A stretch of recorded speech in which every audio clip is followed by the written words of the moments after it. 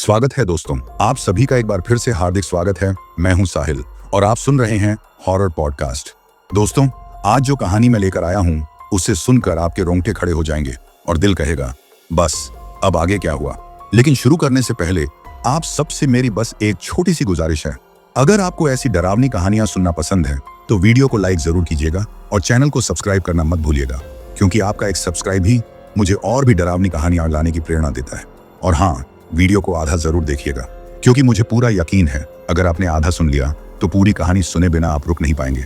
तो चलिए बिना वक्त गंवाए सीधे चलते हैं इस हॉरर कहानी की दुनिया में और सुनते हैं रविंद्र सिंह की जुबानी में। मेरा नाम रविंद्र सिंह है। पिछले 15 साल से ट्रक ड्राइवर हूँ। जो मैं आपको बताने जा रहा हूँ वो आज से 3 साल पहले की बात है। आज भी सोचता हूँ कि वो रात क्या था, असली या दिमाग का खेल। लेकिन एक बात पक्की है, उस रात के बाद मैं बदल गया। मार्च 2021 की बात है। मुझे कानपुर से रांची तक माल पहुंचाना था। साथ में मेरा खलासी मुकेश था, 25 साल का लड़का, 6 महीने से मेरे साथ था। शाम 6 बजे निकले थे। रात 10 बजे के करीब गूगल मैप्स ने दिखाया कि आगे एक्सीडेंट की वजह से जाम है। एक अल्टरनेट रूट दिखा रहा था जो 45 मिनट बचा सकता था। मैं वही रास्ते से निकल गया। पहली गलती यही थी। सड़क शुरू में तो ठीक थी, फिर धीरे धीरे खराब होती गई। 1-2 गाड़ियां आईं सामने से, फिर बिल्कुल सुनसान हो गया। दोनों तरफ जंगल था। भैया, ये रास्ता ठीक है ना? मुकेश ने पूछा। गूगल मैप्स पर है, चिंता मत कर। लेकिन अगले 15 मिनट में नेटवर्क चला गया। मैप्स भी फ्रीज हो गया। भैया, नेटवर्क नहीं आ रहा है। मैंने देखा, मेरे फोन में भी नहीं। कोई बात नहीं, बस सीधे चलते हैं, कहीं ना कहीं तो निकलेगा। लेकिन सड़क खत्म ही नहीं हो रही थी, और रोकें तो कहां, पीछे मुड़े तो वापस कितना दूर जाना पड़ेगा। तभी सड़क के किनारे एक पुरानी इमारत दिखी। मैंने ट्रक रोका। चल, यहां पूछते हैं कि यह रास्ता कहां जा रहा है। इमारत पुरानी थी, शायद कोई पुराना गेस्ट हाउस या रेस्ट हाउस। वीरान। लेकिन वीरान इमारतें तो गांवों में आम हैं। हम दोनों उतरे। गेट खुला था। अंदर गए तो सामने का दरवाजा भी खुला था। कोई है? मैंने आवाज लगाई। कोई जवाब नहीं। चल वापस चलते हैं, यहां कोई नहीं है, मुकेश ने कहा। हम वापस ट्रक की तरफ मुड़े, लेकिन तभी मुझे कुछ दिखा। इमारत की दीवार पर पुराने अक्षरों में कुछ लिखा था। मैं पास गया और टॉर्च से देखा। PWD rest house, 1979। नीचे छोटे अक्षरों में कुछ और लिखा था, लेकिन वो पढ़ा नहीं जा रहा था। चलो भैया, मुकेश ने कहा। उसकी आवाज में घबराहट थी। हम ट्रक में बैठे। इंजन स्टार्ट करने लगा तो कुछ नहीं हुआ। मैंने फिर से ट्राई किया। फिर से इंजन घूर घूर की आवाज कर रहा था, लेकिन स्टार्ट नहीं हो रहा था। क्या हुआ भैया? पता नहीं, अभी तो बिल्कुल ठीक चल रहा था। मैं नीचे उतरा, बोनट खोला, टॉर्च से देखा, सब कुछ नॉर्मल लग रहा था। मैं फिर से कैबिन में बैठा, की घुमाई। इस बार इंजन स्टार्ट हो गया। थैंक गॉड, मुकेश ने राहत की सांस ली। मैं गाड़ी आगे बढ़ाने लगा, लेकिन तभी हेडलाइट में कुछ दिखा। एक औरत सड़क के किनारे खड़ी। मैंने ब्रेक मारा। औरत सफेद साड़ी में थी। इतनी रात को इतने सुनसान जगह पर। भैया, शायद किसी को मदद चाहिए, मुकेश ने कहा। मैंने हॉर्न बजाया। औरत नहीं हिली। मैं खिड़की से झुका। सुनिए, आपको कोई परेशानी है? कोई जवाब नहीं। अब सोचिए, अकेली औरत, रात में, सुनसान जगह, कुछ तो गड़बड़ था। मत रुको भैया, चलाओ गाड़ी, मुकेश ने कहा। लेकिन मैं ड्राइवर हूं। सड़क पर किसी को मुसीबत में देखूं तो मदद करता हूं, ये हमारा कोर्ट है। मैं दरवाजा खोलकर उतरा, औरत के पास गया। आप ठीक हैं? आपको कहीं लिफ्ट चाहिए? औरत ने अपना सिर उठाया, और जो मैंने देखा उसका चेहरा बिल्कुल नॉर्मल था। एक साधारण गांव की औरत, करीब 30-35 साल की, लेकिन उसकी आंखें खाली, एक्सप्रेशन लेस, जैसे किसी ने शॉक में हो। मेरे बच्चे, उसने धीमी आवाज में कहा। मेरे बच्चे कहाँ हैं? आपके बच्चे, वो कहाँ हैं? पता नहीं, मुझे नहीं मिल रहे। मैं ढूंढ रही हूं। अब मुझे लगा शायद ये औरत मेंटली डिस्टर्ब्ड है या शॉक में है। शायद कोई एक्सीडेंट हुआ हो। आप यहां क्या कर रही हैं? आपका घर कहाँ है? घर, उसने इमारत की तरफ देखा। वहां था। चलिए, मैं आपको पुलिस स्टेशन छोड़ देता हूं। लेकिन औरत ने अचानक मेरा हाथ पकड़ लिया। उसका हाथ बर्फ जैसा ठंडा था। मेरे बच्चे, पहले मेरे बच्चे ढूंढो। उसकी ग्रिप बहुत टाइट थी। डर लग रहा था अब। छोड़िए मेरा हाथ, मैंने कहा। वो छोड़ ही नहीं रही थी। मेरे बच्चे, वो चीखी। उसकी आवाज अजीब थी, एको जैसी। मैंने झटके से अपना हाथ छुड़ाया और भागकर ट्रक में बैठ गया। चलाओ चलाओ भैया, मुकेश चीख रहा था। मैंने गियर डाला और पूरा एक्सेलरेटर दबाया। ट्रक आगे निकल गया। मिरर में देखा, वो औरत वहीं खड़ी थी, हमें देख रही थी। हम तेजी से आगे बढ़े। दिल तेजी से धड़क रहा था। भैया, वो कौन थी? मुकेश की आवाज कांप रही थी। पता नहीं, कोई पागल औरत होगी, लेकिन मैं खुद जानता था कि कुछ अजीब था। उसका ठंडा हाथ, उसकी वो आवाज। भैया, मुझे लग रहा है हम गलत रास्ते पर हैं। वापस चलते हैं, मुकेश ने कहा। वो सही कह रहा था। मैंने यू टर्न लेने की सोची, लेकिन सड़क इतनी संकरी थी कि ट्रक घुमाना मुश्किल था। बस आगे कोई चौड़ी जगह मिले तो घुमाते हैं, हम चलते रहे। लेकिन सड़क और संकरी होती जा रही थी। 5 मिनट, 10 मिनट, 15 मिनट, और फिर अचानक हेडलाइट में वही इमारत दिखी। मैंने ब्रेक मारा। भैया, ये वही जगह है। हम सर्कल में घूम गए। मुकेश की आवाज में दहशत थी। मैं समझ नहीं पा रहा था। हम सीधे चल रहे थे, कोई मोड़ नहीं लिया था। फिर वापस कैसे आ गए? शांत रह, शायद ऐसी ही कोई और इमारत है। लेकिन मैं खुद भी यकीन नहीं कर पा रहा था। मैंने गाड़ी रोकी नहीं, बस चलता रहा। फिर से 15-20 मिनट चले और फिर से वही इमारत। इस बार मैं रुक गया। ये हो क्या रहा है? मैं चीखा। मुकेश के हाथ कांप रहे थे। भैया, मैं डर रहा हूं। मैंने घड़ी देखी, रात के 2 बज रहे थे। हम कब से इसी सड़क पर घूम रहे थे। अचानक मुझे याद आया, जीपीएस। मैंने फोन निकाला। स्टिल नो नेटवर्क, लेकिन जीपीएस बिना नेटवर्क के भी काम करता है, लोकेशन ट्रैकिंग के लिए। मैंने जीपीएस खोला। स्क्रीन पर एक डॉट दिख रहा था, हमारी लोकेशन। लेकिन कोई मैप नहीं, कोई रोड नहीं, बस एक ब्लैंक स्क्रीन पर एक डॉट, जैसे हम कहीं नहीं हैं। भैया, अब क्या करेंगे? मुकेश की आवाज टूट रही थी। यहीं रुकते हैं, सुबह तक वेट करते हैं। सुबह हो जाए तो रास्ता ढूंढेंगे। लेकिन भैया, और कोई ऑप्शन नहीं है मुकेश। अंधेरे में और भटकने से अच्छा है यहीं रुकें।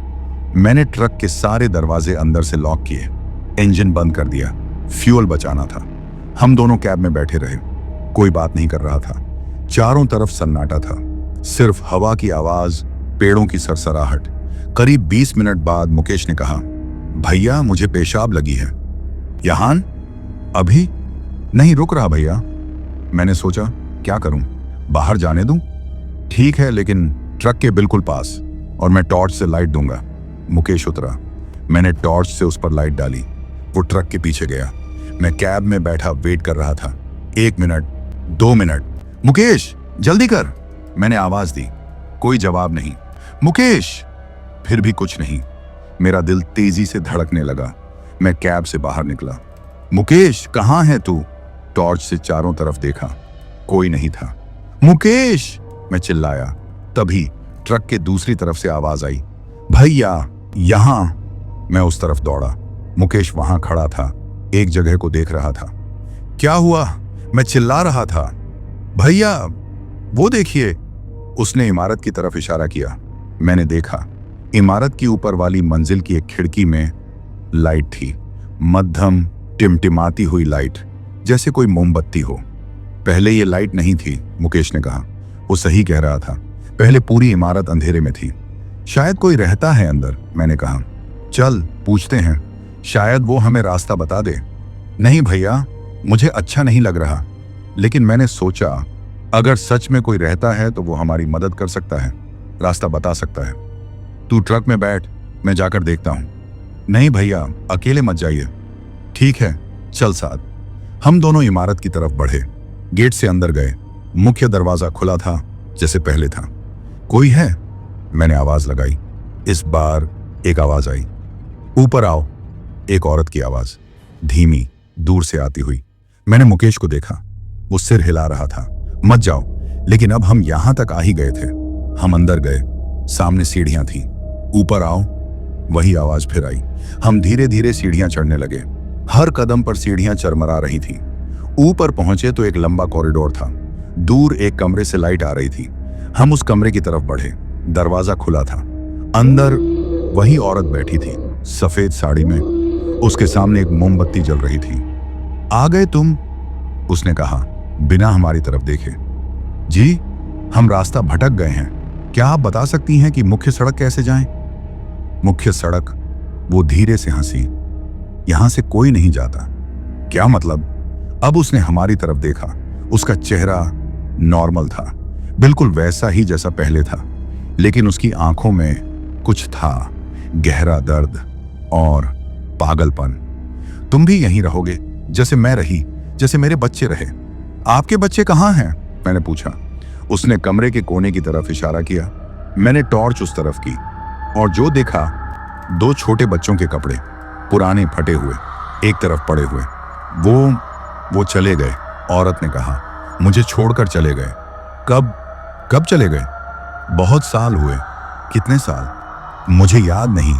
समय यहां नहीं चलता। मुझे समझ आ गया, ये औरत मेंटली अनस्टेबल थी। शायद कोई ट्रेजेडी हुई थी, बच्चे मर गए होंगे या खो गए, और ये औरत यहां अटकी रह गई उसी सदमे में। सुनिए, आप हमारे साथ चलिए, हम आपको शहर ले चलते हैं, अस्पताल ले चलते हैं। नहीं, उसने चीख कर कहा, मैं यहां से नहीं जाऊंगी। मेरे बच्चे, वो वापस आएंगे, उन्हें मैं यहां मिलूंगी। वो हमारी तरफ बढ़ी। उसकी आंखें अब पागलपन से भरी थीं। तुम लोग नहीं जाओगे, कोई नहीं जाता यहां से। भागो भैया, मुकेश चीखा। हम दोनों दरवाजे की तरफ लपके सीढ़ियों से नीचे दौड़े। पीछे से वो औरत चीख रही थी, मत जाओ, मत जाओ। हम बाहर निकले और सीधे ट्रक की तरफ भागे। कैब में बैठे, दरवाजे लॉक किए। स्टार्ट करो भैया, जल्दी, मुकेश चीख रहा था। मैंने की घुमाई। इंजन स्टार्ट हो गया। मैंने पूरा एक्सेलरेटर दबाया। ट्रक भाग रहा था। मैंने पीछे मिरर में नहीं देखा, बस आगे देखता रहा। सुबह पता नहीं कितनी देर चले, बस चलते रहे। और फिर धीरे धीरे आसमान में लाइट आने लगी। सुबह हो रही थी और तभी सड़क बदल गई। अचानक हम एक पक्की सड़क पर थे, चौड़ी प्रॉपर हाईवे। दूर एक ढाबा दिखा, लाइट्स जल रही थीं, कुछ ट्रक खड़े थे। मैंने वहां रुकने का फैसला किया। ट्रक रोका, हम दोनों उतरे।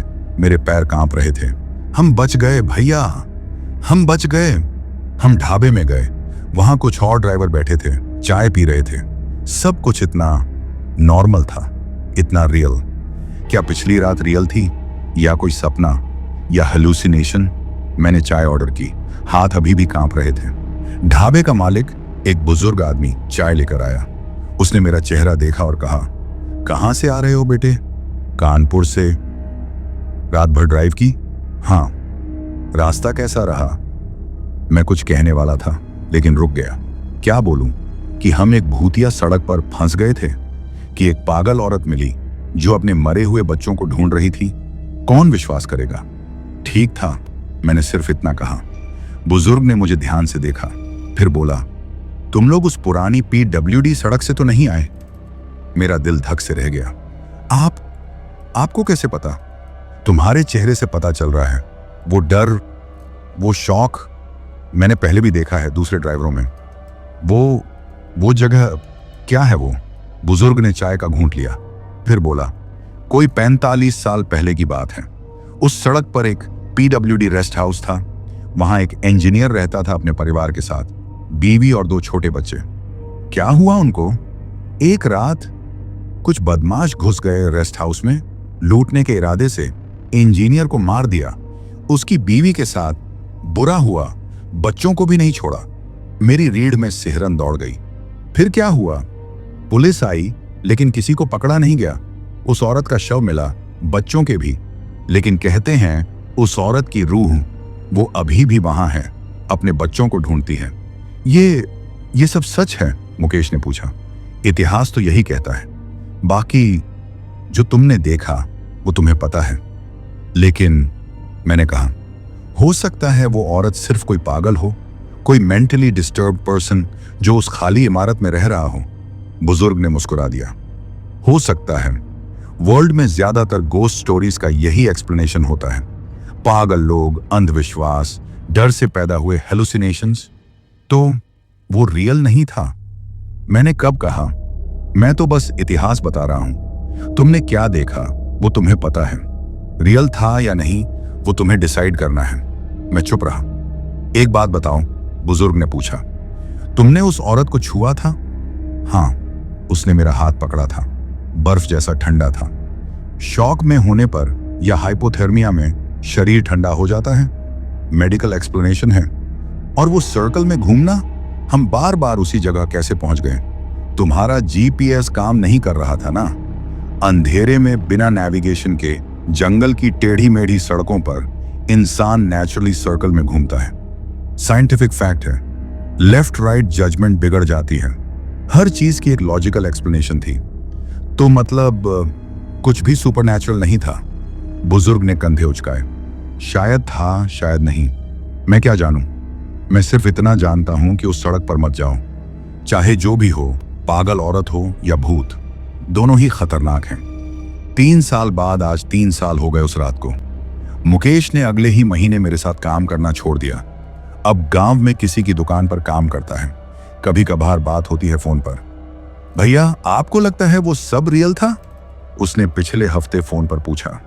पता नहीं मुकेश, कभी लगता है नाइटमेयर था, कभी लगता है रियल। मुझे भी, लेकिन एक बात पक्की है, मैं फिर कभी रात को अकेली सड़कों पर नहीं जाऊंगा। मैं अभी भी ड्राइव करता हूं, रात रात भर लंबी सड़कों पर, लेकिन अब गूगल मैप्स पर आंख मूंद कर भरोसा नहीं करता। अगर कोई रास्ता सस्पिशियस लगे तो नहीं जाता। और सबसे इंपॉर्टेंट, अगर फोन में नेटवर्क चला जाए तो तुरंत वापस मुड़ जाता हूं।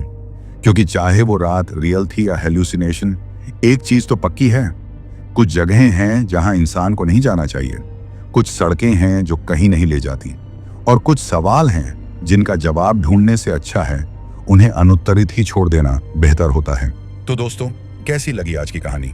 अगर अच्छी लगी हो तो वीडियो को लाइक करें, चैनल को सब्सक्राइब करें, बेल आइकॉन प्रेस करें, कमेंट में अपनी राय जरूर दें, और हाँ, मिलेंगे अगली कहानी में। तब तक खुद का ख्याल रखना।